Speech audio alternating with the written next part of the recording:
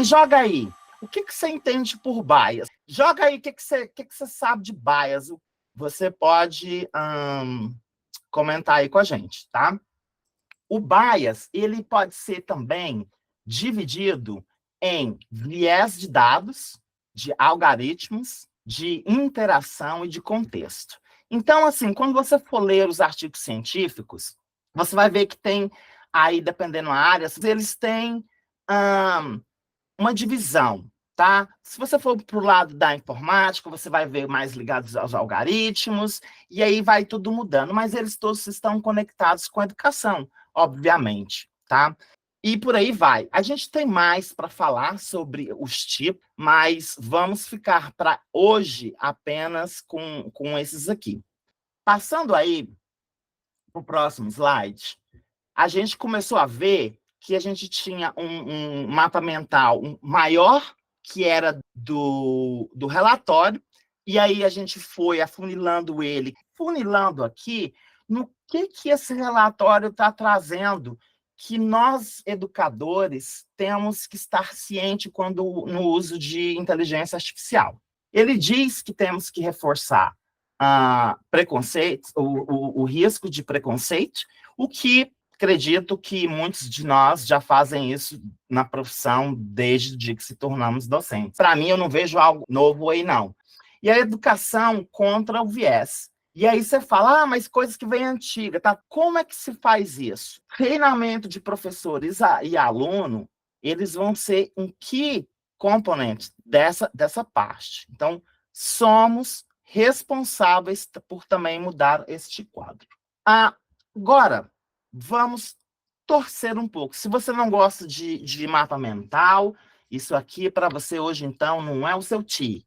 Mas aqueles que gostam, isso aqui está sumarizando vários artigos para que você consiga entender qual é o papel que a gente tem que fazer. Nós temos umas ferramentas que nos permite pesquisar vários autores, vários artigos, que eles foram reunidos e foram transformados nesse mapa mental para que a gente possa entender qual que é a atitude do professor contra o viés. Por quê? Porque tudo começou sendo muito novo, e daí, quando a gente começou a lançar os nossos artigos na área de educação, a inteligência artificial veio tão forte, continua tão forte, que a educação não acompanha mais a inteligência artificial. Antes já não acompanhava muito a área de informática, agora está ficando cada vez mais difícil. Isso aqui vai te dar uma base de como é que a gente tem que fazer como educadores dentro de sala de aula. Se você se sentir à vontade, joga aí no chat também qual foi uma experiência que você teve nessa sua formação de professor ou ao longo da sua carreira. Como é que você faz isso? Vai, coloca lá. E aí você tem que fazer o quê? Para combater esse viés, você tem que estimular uma diversidade. Como é que você pode fazer isso? Você, como educador, tem um tema, você vai ter que analisar os dados, a sua pesquisa, dependendo do que você for fazer, o que você for elaborar, você tem que dar uma olhada naqueles dados. Eu vejo muito aí as pessoas já pegando resultados, eles jogam para a AI fazer a leitura daqueles resultados, que às vezes não fazem, né? Não tem a sensibilidade do que está naquele arquivo. Então, nome de estudantes, número de matrícula, data de nascimento, não pode. E veja no prompt, olha só o prompt, mas não vamos falar dele agora, não. Você tem que saber o seu prompt, o contexto, a narrativa, e aí receber feedback também, e ter uma avaliação do resultado. Quando você vê aquele resultado da AI, você tem que ler, parar, analisar, ver se está correto. Se não, refazer. E se não der certo, não usa. Aham! Veja só. Essa é uma parte que eu gosto bastante.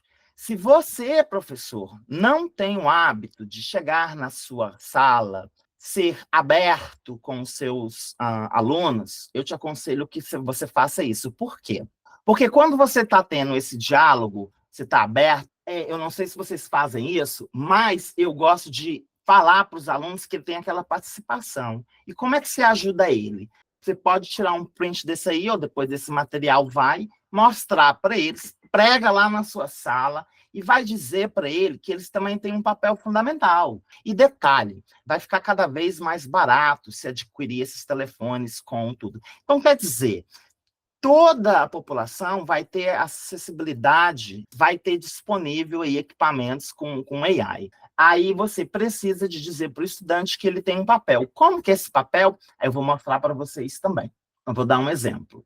Olha só, aqui, este é um caso que ele é pessoal, não foi divulgado, então eu pediria que vocês não tirem foto, não record, esse material não pode ser divulgado ainda, mas deixa eu mostrar para você, tá em inglês, mas eu vou traduzir para você um pouquinho.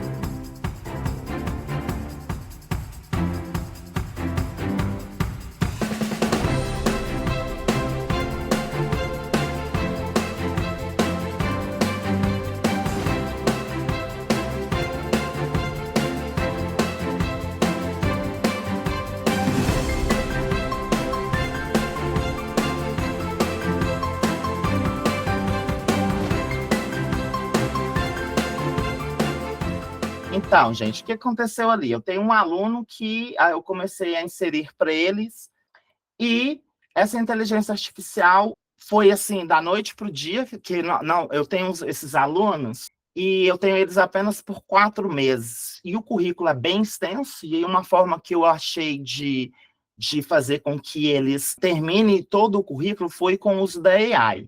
E aí eu achei um robot muito bom, que vem utilizando ele, mas aí eu também divido a minha classe com outros profissionais. Tem muitos profissionais com escepticismo, né? Mesmo depois da pandemia aí do COVID, que a gente teve que ficar online, tem gente que ainda não acredita em inteligência artificial, não está preparado. Esse aluno, eu perguntei para ele assim, o que você está fazendo? Ele, eu estou aqui usando a inteligência artificial, mas eu perguntei para ele, mas a inteligência artificial está te dando a resposta das perguntas? Ele, não, eu estou conversando, e tem alguns testemunhos dos alunos também que ele fala, não, ela não me dá a resposta, ela me faz ter um pensamento crítico. Eu pergunto uma coisa, ela responde uma outra, e aí ela vai tentando fazer toda aquela conexão neural para que eu possa entender o meu o conteúdo.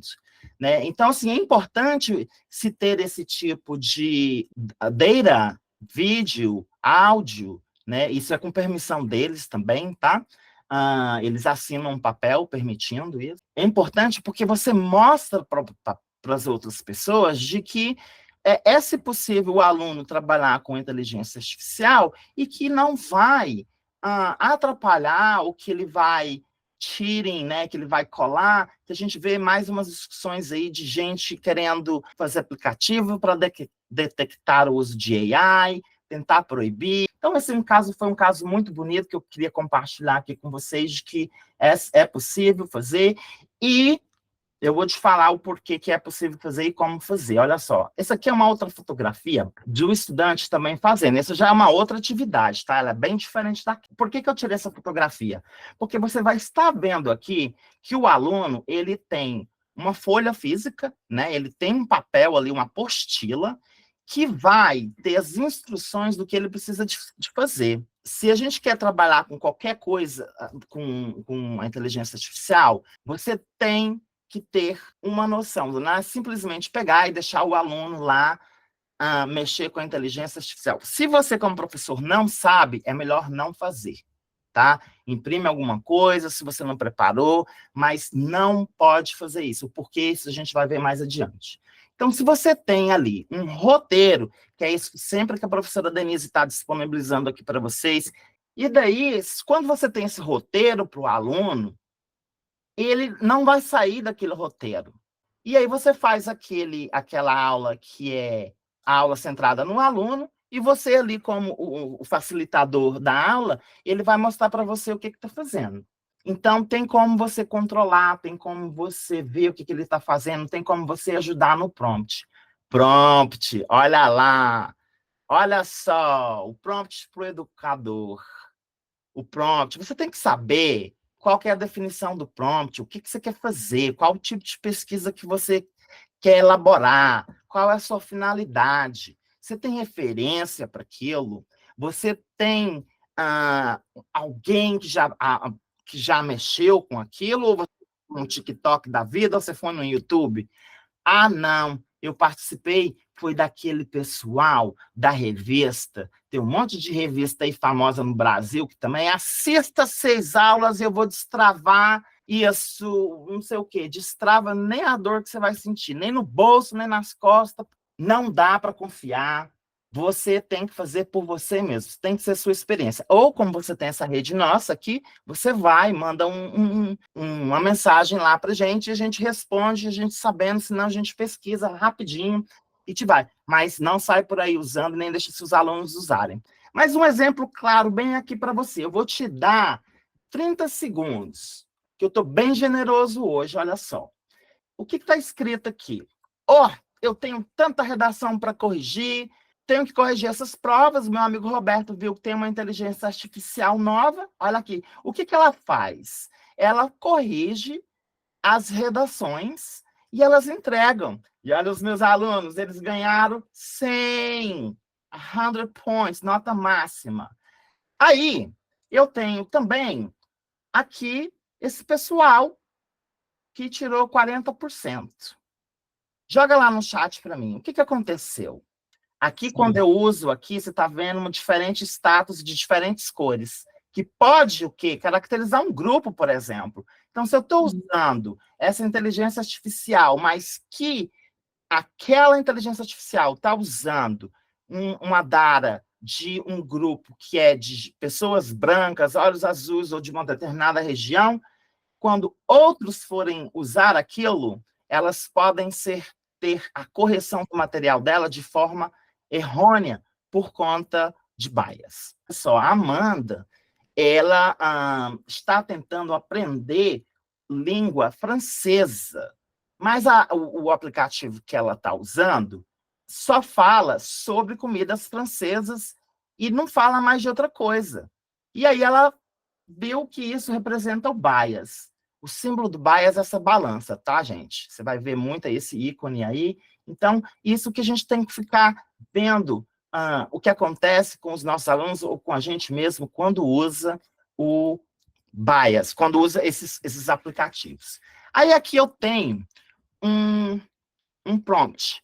Olha só, cria um exercício de colorir para o ensino médio, que é exclusivamente em células animais, enfatizando sua importância sobre as células vegetais. Tem bias ou não? Sim ou não? Nesse prompt? Sim, sim. Ok, vamos ver o porquê que tem, tá? Olha só, vamos analisar esse aqui. A gente tem a concentração em células animais, ele sugere superioridade. Então, quando você sugere a superioridade, tem um viés ali, porque é contra as outras células. E se você for pensar ainda também, quando você usa a comparação sobre, enfatiza células e animais serem acima das vegetais. Então, isso traz uma hierarquia, né? Juliana, isso aí vai lá com aquela relação indígena que você também estava comentando anteriormente. Agora, veja bem, se você tem o uso de adjetivo no seu prompt, ou um pronome também como sua, isso aí vai ser um baita viés. Quando você tem um desequilíbrio no tratamento, aí você vai gerar uma ênfase que é sobre as duas células, e aí vai trazer esse bias no contexto também. É super importante, quando for construir o seu prompt, estar ligado nessas coisas. Formule uma proposta de pesquisa para os alunos de biologia da universidade explorarem o papel de células-troncos na medicina regenerativa. Detalhe, as considerações éticas da pesquisa, célula-tronco, e propõe aplicação inovadora no tratamento de doenças celulares. Joga para mim no chat agora. Tem bias ou não tem? Sim ou não? Comenta aí por mim. A gente tem uma assistente virtual que vai explicar isso para gente.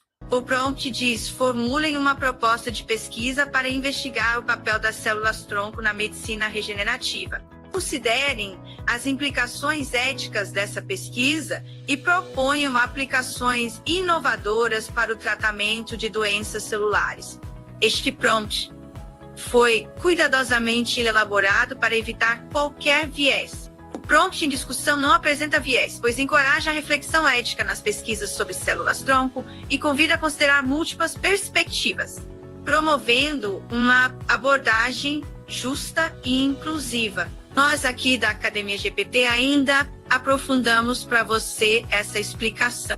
O prompt não demonstra viés superlativos e linguagem comparativa. Na construção desse prompt, foram evitadas palavras como melhor, mais, melhor que ou sobre, que são palavras superlativas, comparativas, e ainda podem sugerir superioridade ou relações hierárquicas. Educadores e estudantes precisam ficar atentos à elaboração dos prompts e com relação ao uso de adjetivos com juízos de valor que possam favorecer injustamente algo em. Outros detalhes são não incluir pronomes possessivos que atribuem importância ou valor de forma indevida a uma entidade em comparação a outra, por exemplo. Não se deve omitir informações importantes, nem enfatizar com desigualdade sobre assuntos específicos, para manter um tratamento equilibrado de qualquer tema, usando inteligência artificial. Pois é, essa foi uma das surpresas. Eu espero que você tenha aprendido o que se deve fazer e o que não se deve fazer com um prompt.